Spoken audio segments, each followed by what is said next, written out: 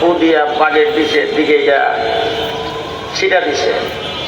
ছিটা দেওয়ার সাথে সাথে বাঘ আবার ইতর হয়ে গেছে। গত রাত্রেও কাকরাইল মসজিদ পার হয়ে যখন এই দিকে যায়, রাস্তায় যখন পুলিশের ব্রিগেড দেখলাম ইউনূস সাহেবকে পাহারা দেয়, তখন আমি মনে মনে ভাবতেছিলাম যে কয়েকদিন আগে কুডের বারিন্দায় আমাদের সাথে ঘুরছে, আজকে তাকে পুলিশ চতুর্দিকে বেষ্টনী দিয়ে পাহারা দেয়। ডক্টর ইউনূস সাহেব, আমরাই আপনাকে সেই জায়গায় উঠাইছি এবং আপনাকে সেখানে নেওয়ার জন্য 2000-এর উপরে ছাত্র জনতা জীবন দিয়েছেন। লড়াই মাঠে ময়দানে আমরা করেছি। পরিষ্কার ভাষায় বলতে চাই, এমন ফু আমরা জানি 3 তারিখের পর আপনাকে ইঁদুর মারায় ছেড়ে দেওয়া হবে। 3 তারিখ পর্যন্ত টাইম, আপনি কি করবেন করে ফেলেন।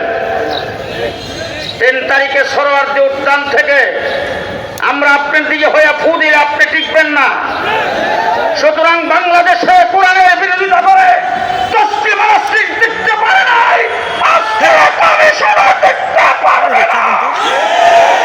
একটা একটা করে মাটির নিচটাকে ধরে নাও, তাদের চামড়া তুলে ফেলা হবে, তাদের চামড়া তুলে ফেলা হবে।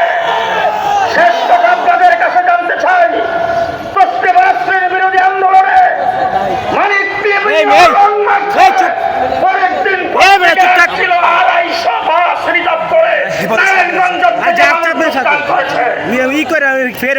আপনারা সেই ইতিহাস সৃষ্টি করতে রাজি আছেন কিনা?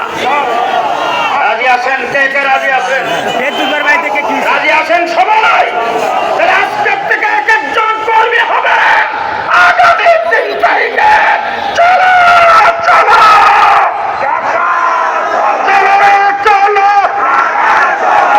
সবাই কয় না, কাওয়া কাদের দলের মুখ আছে আর আপনার